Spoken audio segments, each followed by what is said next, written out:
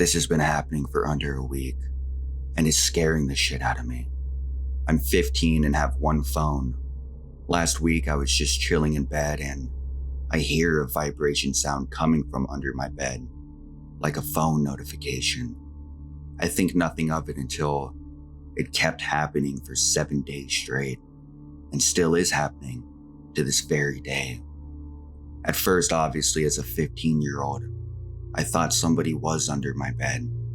I was very hesitant to check at first, but nobody was there. I noticed this wasn't my phone getting the notifications because nothing was appearing on my notification center. Sometimes the notifications would be a calling notification, like it wants me to pick up, but I checked under my bed several times and nothing is under there. I've lifted up my bed mattress many times, and even my cat acts strange around my bed now. I'm now even more pissed off because my mom won't even take me seriously. She just thinks it's some plug. I'm 100% certain that this is a phone notification, but I've only had one phone. I even have an audio clip. The notifications range randomly, and I literally sat there recording for 10 minutes just to hear one notification. Note that, yes, I've checked under my bed thousands of times, and I've physically went under my mattress. I'm not sure what to do, to be honest, but this is really starting to spook me out. I would really like to share this experience with you guys. I've never told anyone this before because when I talk about stuff like this, people look at me like I'm nuts, but I'm not. A little backstory. My son died when he was 3 years old, back in 2018. He had cancer and battled it all his life. Fast forward to 2020, I was living in a house with my mom and sister and her boyfriend. We were sitting in our garage one night, and all of a sudden, we saw a light flickering on its shelf in the very back of the garage. My sister's boyfriend went to go see what it was. The light was coming from one of my mom's old phones that had been sitting in that spot for 2 years. It was all busted up and had never been charged in those whole 2 years. My sister's boyfriend picked it up and it stopped blinking. We tried to turn it on, but it was dead. We didn't think anything of it at first and sat it down on one of my son's Mickey Mouse coloring books.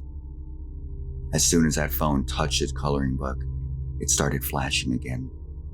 He picked it up and it stopped flashing, set it down again on the coloring book, and again, it started flashing. At this point, I was calling out to my son to see if it was him.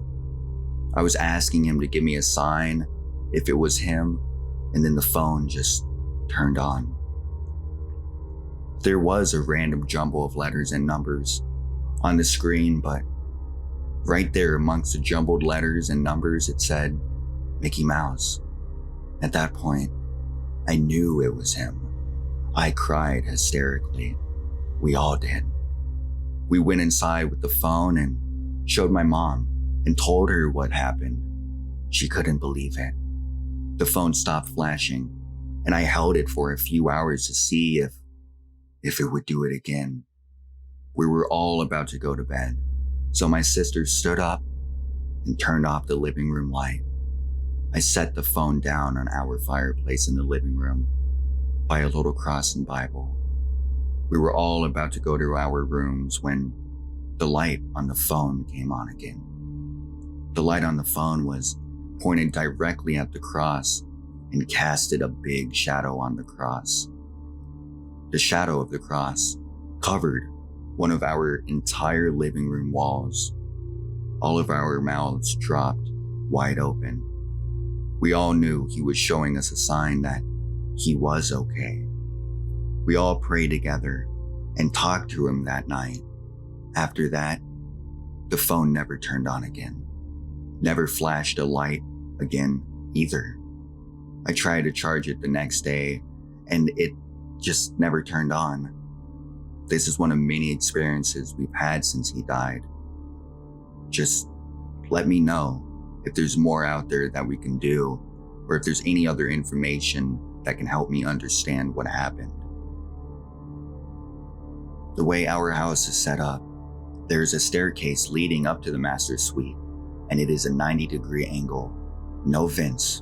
One night about 2 months ago, my boyfriend is standing at the end of the bed, looking towards the door, which is in a little hallway, so I couldn't see it from the bed. He was weirded out because there was a strong draft coming from under the door, but that's impossible based on how the staircase is. Then I see him, and my cat turns towards the door and react at the same time, looking shocked, and I hear the door creaking open and then slam shut. There was nobody there. Then there was the sound of loud stomping running up and down the stairs, up and down, up and down, up and down. For a good 5 minutes, nobody in the house. And every couple of nights for about a week or two, this running and banging up and down the stairs happened. It happened so much to the point where we almost got used to it and would have to just drown it out. Then it stopped just as suddenly as it started. There were a few weird little occurrences, doors opening by themselves, small noises, but nothing crazy.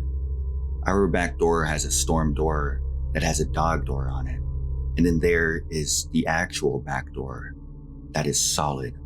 The back door leads into a sunroom that is open to our backyard.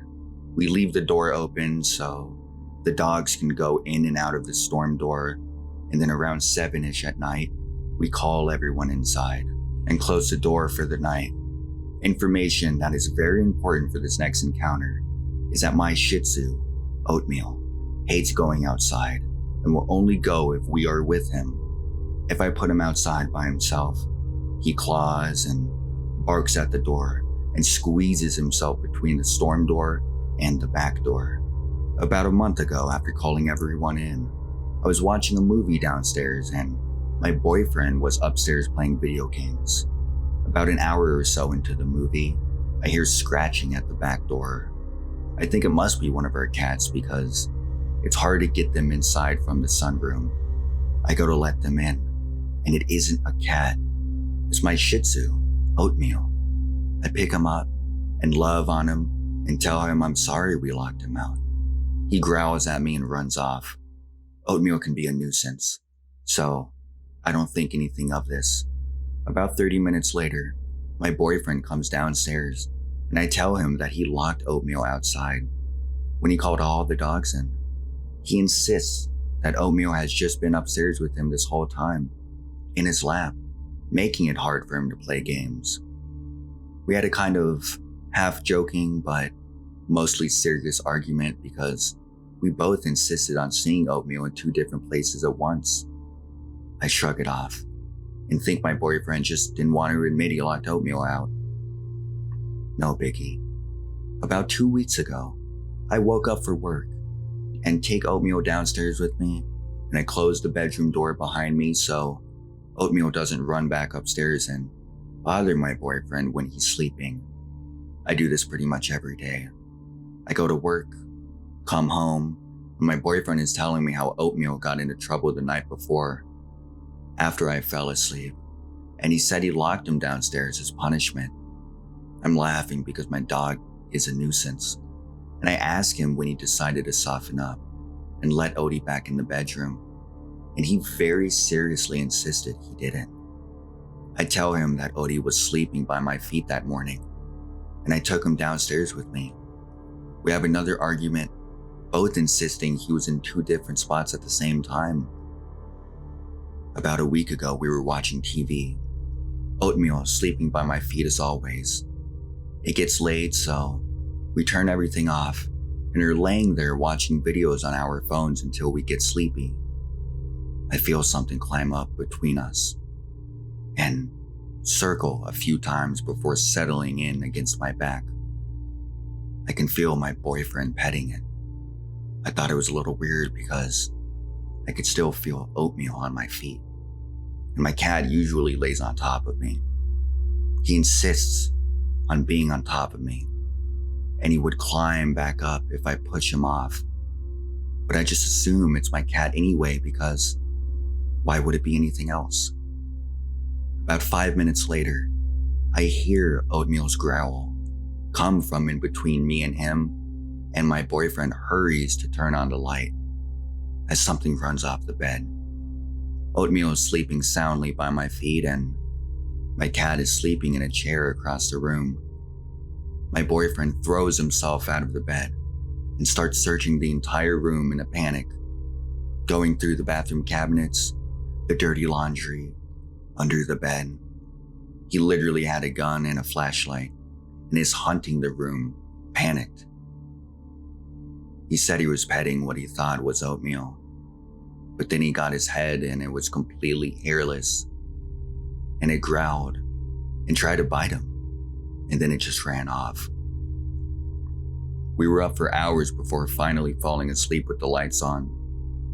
At this point, I'm convinced it's not a ghost problem, but some sort of skinwalker or doppelganger monster plaguing the house. Over the next few days, we heard some strange noises and little things, but nothing huge.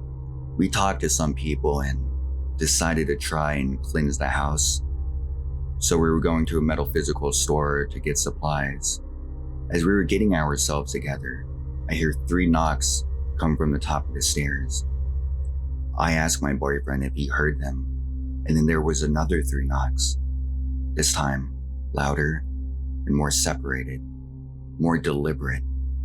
Knock, knock, knock. We leave the house. When we get back, we decided to leave the stuff in the car until we were prepared enough to do it, because we didn't want to make whatever this thing is angry. But I did bring in a worry stone I got. I used to have one from when I went to Ireland that I'd carry in my pocket, but I lost it. I put the worry stone in my nightstand. We spent the evening downstairs. All of the animals were downstairs with us, and the bedroom door was shut. A few hours later, I go upstairs to shower, and I notice something sitting in my cat's water fountain. And it's my worry stone. My stomach fucking dropped. So then the next night, we are at dinner with my boyfriend's mom, and she is telling me about all this weird stuff in the house I didn't know about, including a mailbox in the wall in the downstairs closet. She says she assumed they used to use it to hide money, which I think is odd, but I decided to entertain that possibility until I actually went home and saw the mailbox. It's a tiny, bright red mailbox. They cut a hole and anchored it into the closet. The back of the mailbox is gone, and it opens up into a crawl space between the wall and the back of the fireplace. There is a string in the mailbox that lowers into the cavity. Why would someone hide money in there? It is so obvious. Even if they were, why the string? Once you found the mailbox, you found the string. If the money falls out of the string, you have to cut the wall open to retrieve it. I made him cut a hole at the bottom of the wall, but we didn't find anything back there. Whatever they were lowering into the wall is long gone. This mailbox gives me the heebie-jeebies, but I decided to leave it alone. The next day, I am working at work, and I tell my coworker about the strange tiny mailbox, and a pair of my grooming shears is thrown onto the floor from my shear holder in front of the both of us. We caught it on a security camera. My coworker was so freaked out. She had the manager go review the footage. I did close the drawer before the shears fell, but I've tried to recreate it, but couldn't. They're soft closed drawers. I tried physically shaking the station and even like body slamming it, trying to make my shears fall, and I just couldn't. At the exact same time this is happening, my boyfriend calls me from home and tells me that everything is okay, but something tried to catch the house on fire. He had been burning his mom's old tax documents for her for the past few days. It was about 10 years of paperwork, and It's hot here in Texas, so he split it up. He had been burning the last batch. He went upstairs to grab something and came down and something closed. The flue and the house was filling with smoke. He had to extinguish the fire, which was reaching out of the fireplace, and evacuate the animals and air the house out. It has been like 3 days and it still smells a little smoky in here. Again, little occurrences happen of weird noises, doors opening and closing, hearing walking upstairs or on the stairs. Keep in mind, we have been sleeping with the lights on. I refuse to be in the house alone. The last night around 2 a.m., we were both awake and decide to go downstairs and grab a snack. Let the dogs out. My boyfriend is outside with the dogs, and I hear, clear as day, loud thumping footsteps in our room upstairs. I go outside. Then the both came back in. We're on the couch, and the light in our dining room is flickering. And I ask him if he noticed, and he tells me that it started flickering when I got home. He tells me that's how he knew I was home and met me down by my car earlier that day. He said it hadn't flickered all day until I got home. And now that we were talking about it flickering, it got worse. On and off, on and off, and on and off. We decide to turn the lights off and go back upstairs.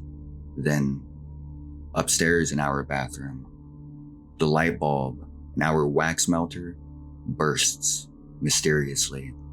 He goes downstairs to the laundry room, and our laundry room light all of a sudden won't turn on when it was just on less than 30 minutes ago. He comes back upstairs. We lock our bedroom door and try our very best to go to bed.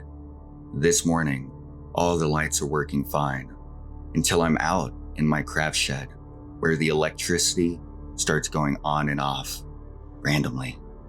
Everything all at once, like the breakers being switched back and forth, and then it just stops. After a few days of flickering and strange noises and doors opening and closing, we cleansed and salted the property. Here's to hoping this is the end of it. It would be nice to be able to sleep with the lights off again.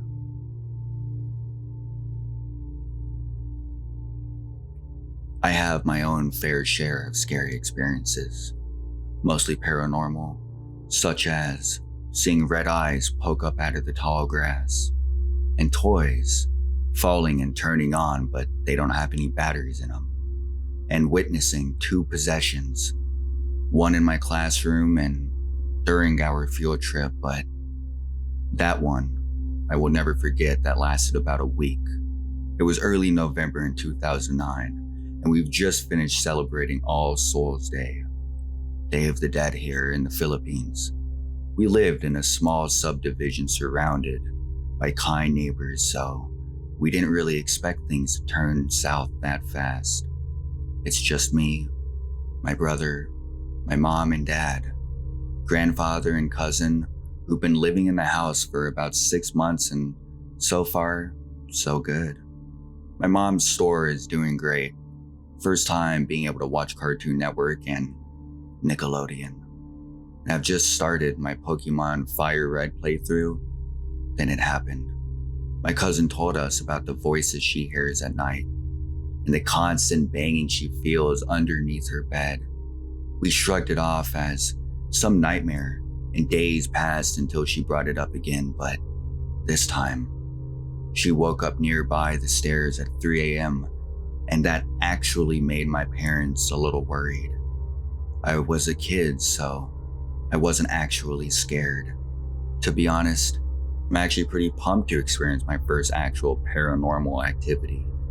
My brother, on the other hand, was quiet for some reason. What my cousin told us the next day actually sent shivers down my spine. She was taking a bath, and when she poured water on her back, it parted ways like someone or something was on her back. Initially, it wasn't that scary, but I was reminded of Shudder and Boy. that scared me to death when we watched it. It was then that my brother admitted that he can see spirits, actually, shadow and light figures, and my dad actually experienced participating in an exorcism when he was still pretty young. That events that proceeded to unfold are just horrifying thinking about that now. Even when I'm older, we had our first exorcism, and it wasn't what I expected it to be. She was just lying on the bed and saying weird stuff. I actually hoped that she'd levitate and rotate her head. I'm not gonna lie. She was able to rip a page from the Bible before becoming stable. My brother heard voices of different genders and age. What's worse is that she had to sleep in our room since hers is cursed or something. She slept below the side where I usually slept in, and in that moment, I've never wanted to sleep as fast in my entire life. The thought of opening your eyes and she's floating above you or staring at you directly in your face. The next day was kind of tame. My cousin was doing fine, and my grandpa had just happened to see a lady in the black veil coming down from the stairs into the kitchen, which was just an extension of the house. I was outside that time as well as my parents and brothers, so not the type of news we'd want to hear. The next day was the grand finale, good versus evil, as I watch everything unfold while eating a bowl of pancit Canton noodles. It was the worst she's ever been physically, and it looked terrifying. She started doing incantations, to which my dumb 10-year-old brain responded with more made-up incantations. I did not take it seriously at all. They decided to cleanse her room, which was even more harder to do because of her brother participating in the cleanse and eventually getting possessed too. He looked at one of the images of my grandmother, to which he described the eyes turning black, and that's when he lost control. He was frigid, being able to take on one of my dad and priests. Eventually, she threw up a black necklace and decided to do a kill it on the dance floor, as witnessed by my kid brain. She looked into a mirror, and just like that, it was over. Prior to these happening, my house is pretty quiet. Sometimes things go missing or get rearranged, but nothing too crazy. If we see spirits in my house, they're more like black shadows that run away. And we have a ghost cat that climbs up to sleep with us some nights. We always acknowledge them. However, at some point, I really made a spirit mad in my house somehow, and I would randomly get slapped when I was getting ready to sleep.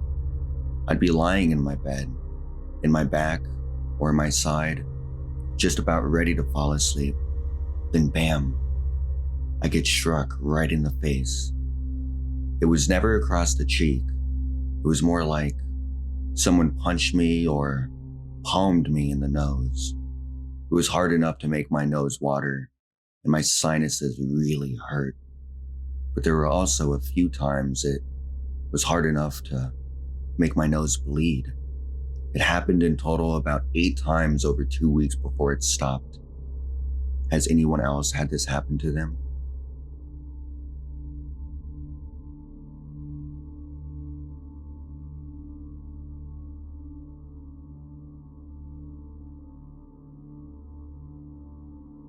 This story I'm about to share happened to my brother, sister, and myself back in the early 90s.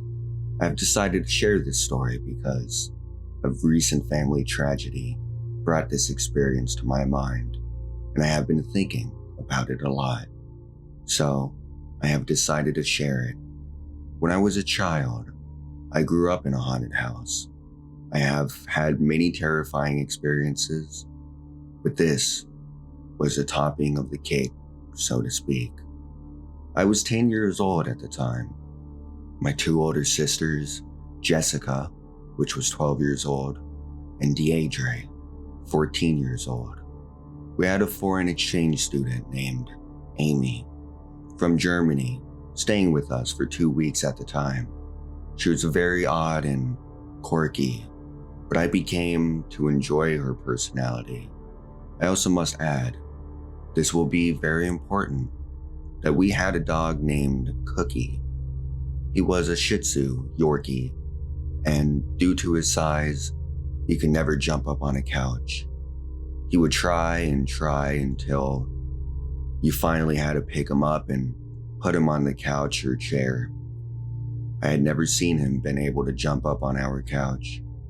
This particular day, my parents both had to go into work at the same time and asked my oldest sister to watch us kids for the afternoon. We were playing and goofing around for a while. Amy started to go through our parents' junk closet to see if there would be something to play with.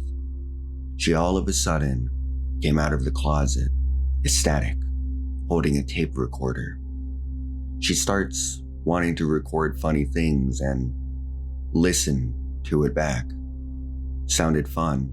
We were all having fun, making noises or burping, stupid stuff that kids think is funny. All of a sudden, Amy looks at us and says, "Let's make scary noises in the recorder." I was a little nervous since I knew we had scary things in our home, but I went along with it. As we were making these recordings, out of nowhere, Amy stood up and stared down the main hallway and looked directly into my room. I began to notice she was pale, so pale that it made me think she looked like a ghost. We were all pulled and staring at her in confusion. All of a sudden, she brought up her right hand and covered her right eye. She put her hand down after a few seconds and then brought it up and covered her left eye. It was as if she didn't believe when she was seeing. I instantly felt the energy in the home become thick. It felt like a vacuum. This all happened in maybe 30 seconds.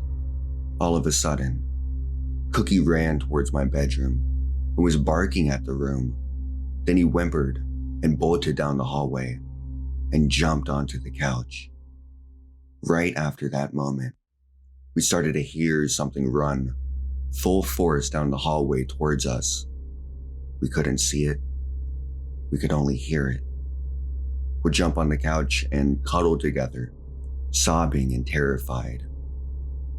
We could hear it running down the hallway towards us. As it reached us, we felt a massive wind go through us, and the running would start over and over again, as if it was a repeated cycle. The evil energy was overwhelming and terrifying. We could feel the evil every time it ran through us. I have never felt that level of fear and terror in my entire life.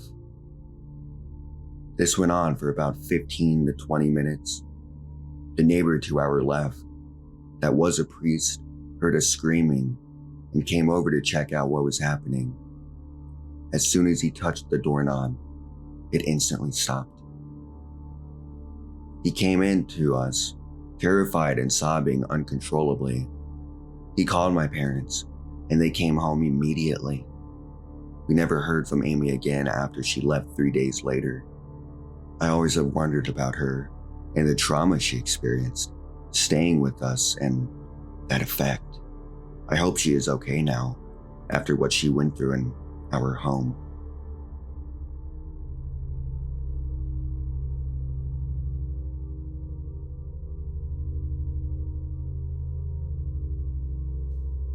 This past Halloween, me and my fiance wanted to explore a real haunted building.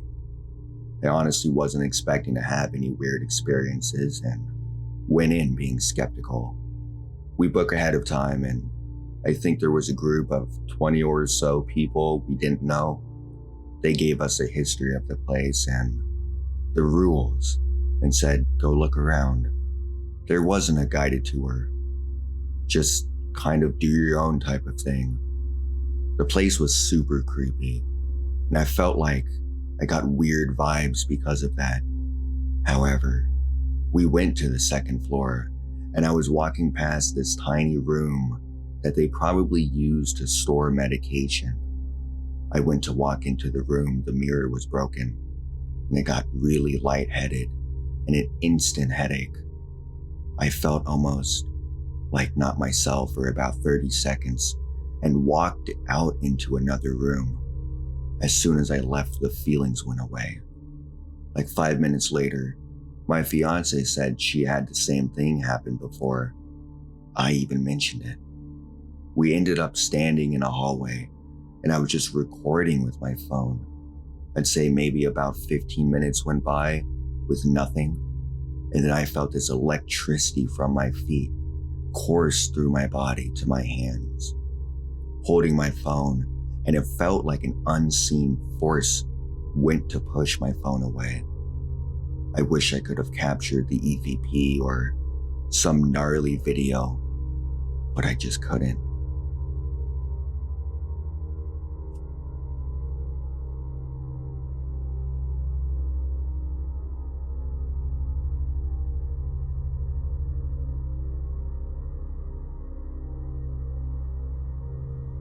I broke a lease to get out of this apartment, but I'd love thoughts on what you think was in or wrong with the apartment I lived in.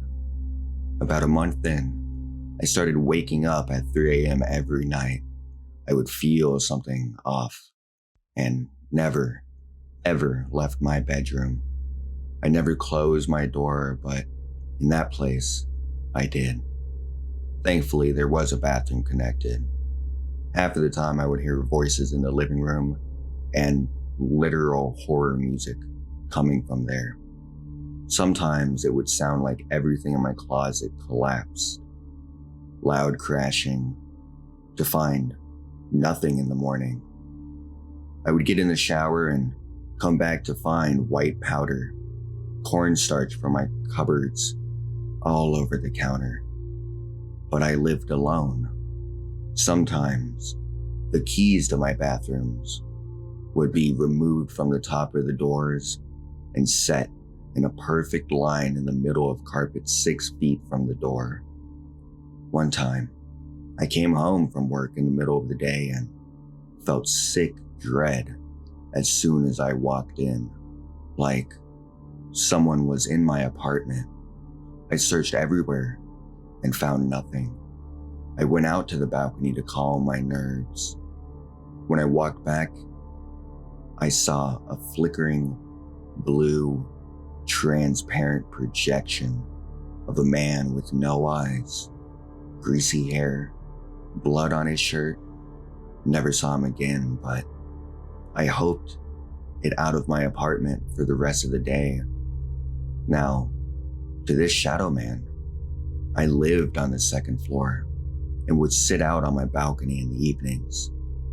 There was an identical apartment building across the way from me, just on the other side of the small creek. The blinds to the apartment bedrooms that mirrored mine were always closed. Every night upon darkness setting, the light would go on in the room that would have been their master bedroom. A floating, black shadow in the shape of a man would appear. Sometimes, it would wisp away and wisp instantly back into the left or right corner. Sometimes it would grow larger and larger. Sometimes it had a hat, and sometimes it grew wings. But it watched me. I couldn't help but look. If I had company, it was gone. Once, I had someone spend the night. He said he woke up at 3 a.m. feeling an intense need to look out my window, but he knew about the shadow man and he didn't. The sliding door blinds were always open. The kitchen lights were always on, but I only saw someone in there twice the entire time I lived there. I would see a very old man wearing a robe. The first time it was like I was watching a fast forward film. He was prepping food, but moving so fast his arms were a blur. The second time I saw him float and fast forward from the kitchen to that bedroom. There were 2 bedroom blinds to that unit. The blinds were always closed. Sometimes in the mornings they would flick open and close simultaneously, looking like eyes blinking. Now, these were 2 separate apartment buildings. I looked up murders and crimes in the area and never found a thing. Any thoughts on what this could have been going on? I've wondered ever since, although I'm beyond elated to not being living there anymore for obvious reasons.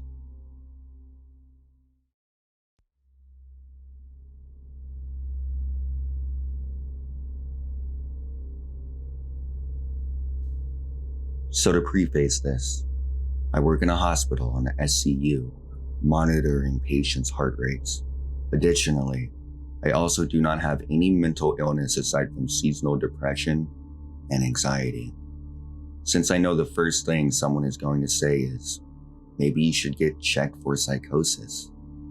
Yesterday, I was doing my normal routine of running patient reports to the different floors that we monitor, and after having a bit of an annoying encounter with a nurse who yelled at me, I was brooding a bit as I walked down the hall. I had my eyes on the floor as I walked and as I got towards the ICU, so I could access the stairwell. Out of the corner of my eye, I saw a person standing by the elevators, just staring at me. So, like I normally do, I looked up to ask if they needed any help with anything, and for the millisecond that I made eye contact, what I saw was truly horrible.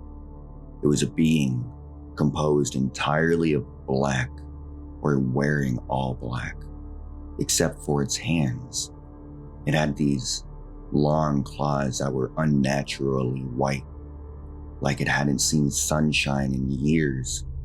And I couldn't see the face for some reason, but I know it had these big bulging eyes, recessed into its head.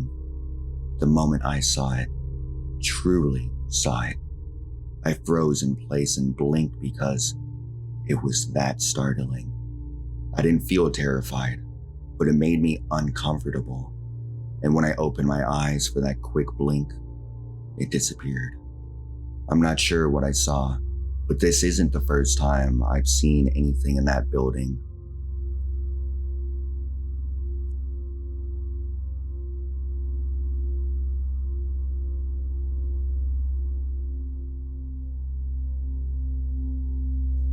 Over the years, I've had some experiences that are definitely paranormal, but never really bothered me like this. So, this happened in 2020 and 2021. And to give a little extra context, I sleep with my back to the room.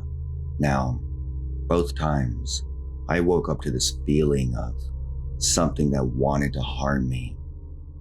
I wouldn't be the one to get frightened easily, but needless to say, both of these experiences shook me and set all of my senses into overdrive and woke me fully up. Before I could even react to what was happening, I could literally feel this presence reach out from my neck, and it felt evil. My whole body tensed up out of fear of what was happening. It took me a few seconds to think of what to do, so I swung my right arm out, and turned on my bedside lamp as fast as I could. And the second I reacted, all of these feelings of harmful intent just disappeared. First time in 2020, I told my mom about it, and she said it was probably a bad dream and took it as nothing happened until the following year. And this time, when I said, she became concerned, and she spoke to a friend of hers who claims to be a bit psychic and said to do something around my room. To be fair, Nothing has happened since. Would like to know if anyone has experienced this themselves to some extent, or know if there might be a deeper meaning behind what had actually happened.